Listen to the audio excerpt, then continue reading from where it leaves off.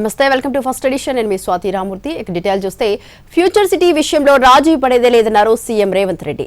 అంతర్జాతీయ సంస్థలను ఫ్యూచర్ సిటీకి తీసుకురావాలని అధికారులని ఆదేశించారు.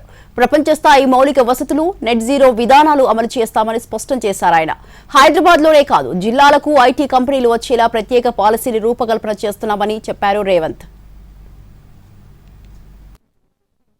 ఎంసీఆర్ హెచ్ఆర్డీలో పరిశ్రమల శాఖపై సీఎం రేవంత్ రెడ్డి రివ్యూ చేశారు. ఫ్యూచర్ సిటీలో భూముల కేటాయింపు, పరిశ్రమల ఏర్పాటుపై చర్చించారు. ఫ్యూచర్ సిటీలో మౌలిక వసతుల కల్పన అంతర్జాతీయ స్థాయిలో ఉండాలని రేవంత్ రెడ్డి అధికారులను ఆదేశించారు. దీనికోసం అంతర్జాతీయ స్థాయి నగరాలను అధ్యయనం చేయాలన్నారు. హైదరాబాద్లోనే కాదు, జిల్లాలకు కూడా ఐటీ కంపెనీలు వచ్చేలా ప్రత్యేక పాలసీని రూపకల్పన చేస్తున్నట్లు ఆయన తెలిపారు. భారత్ ఫ్యూచర్ సిటీలో ప్రపంచ స్థాయి మౌలిక వసతులతో పాటు పర్యావరణ రహిత నెట్ జీరో విధానాలను అమలు చేస్తామన్నారు Revanth. AI city, health city, industrial corridor పనులు వేగవంతం చేయాలని ఆదేశాలు జారీ చేశారు. కేంద్ర ప్రభుత్వం బడ్జెట్లో ప్రకటించిన 5 ప్రాంతీయ వైద్య పర్యాటక కేంద్రాల్లో ఒకటి ఫ్యూచర్ సిటీలో ఏర్పాటయ్యేలా చర్యలు తీసుకోవాలన్నారు ఆయన. ఫ్యూచర్ సిటీలో ప్రతిపాదిత ఏఐ సిటీ పనులను వెంటనే ప్రారంభించేలా చర్యలు తీసుకోవాలని అధికారులకు సూచించారు. ఫ్యూచర్ సిటీ పారిశ్రామిక వాడలో త్వరలో భూమి పూజ చేసేందుకు చర్యలు తీసుకోవాలన్నారు రేవంత్.